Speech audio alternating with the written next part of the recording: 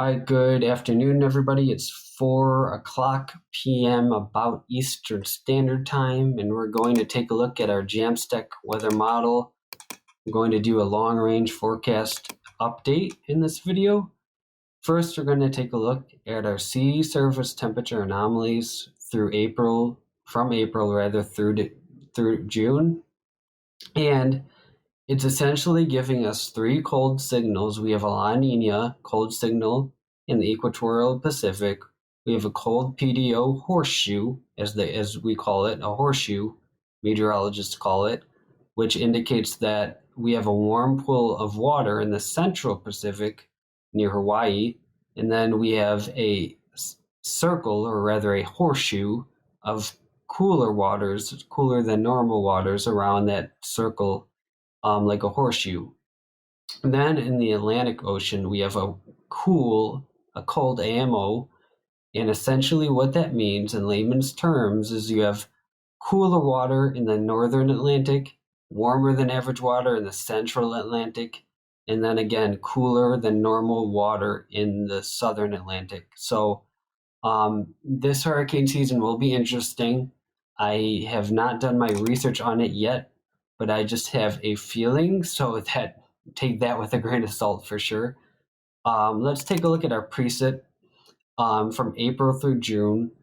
Very dry. It's also forecasted to be very hot in Texas. Now, there's a similarity which occurs with drought and heat in the summer, as does snow does and cold in the wintertime, because when you get a lot of snowpack in the wintertime, that reflects the sunlight and the warmth of that back into the atmosphere, and that essentially leads to cooler than normal temperatures, as if you did not have that snowpack there. So that kind of intensifies the cold if you have a good snowpack, heavy snowpack on the ground.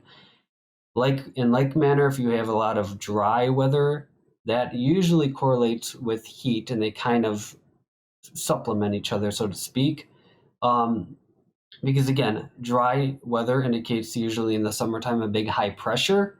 And when you get a big high over Texas in the summertime, if you remember 2011, that summer, we had a big high pressure over Texas towards the later part of summer into July and August. And it just produced a big dome of heat there in the Texas area. So that is our precip outlook. Let's take a look at our 2-meter air temperature anomalies. And again, a lot of heat in Texas with the dry air. Not good.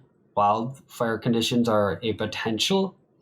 And basically that's the warmest part of the country, but the warmth is also expanded into other parts of the country, like the Great Lakes, the Southwest, the Southeast. So it's looking like a pretty hot summer off the Jamstack weather model. Now, speaking of which, the Jamstack model busted this winter. In other words, it got the forecast wrong, but so did the CFS model. But with that being said, I do take the Jamstack over the CFS model any day. I believe that's the more accurate, precise model, especially when it comes to seasonal forecasting.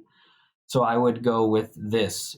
I do believe, with a grain of salt, that we will have a hot summer for especially the Texas area and the vicinity around Texas, and it will also be a dry summer. So be on the lookout for that if you're from Texas. I do kind of want to fast forward into September through November. Our 2-meter air temperature anomalies, again, have it a very warm September, October, November time period. We do have a block there in the North Pole. See all that red and white and brownish? That indicates a lot of heat, which usually indicates a big high pressure there in the North Pole. When you get that, you get a lot of repressed cold air down to the USA, which in turn leads to a colder than normal winter. Again, this factor would have to line up with many other factors for us to truly have a cold winter come to fruition. So that is one thing that we do have in our favor, that block in the North Pole.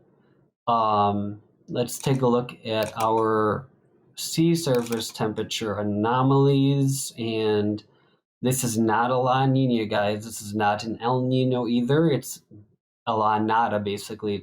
There's no significant blue, or cold, I should say, or warmth in the equatorial Pacific.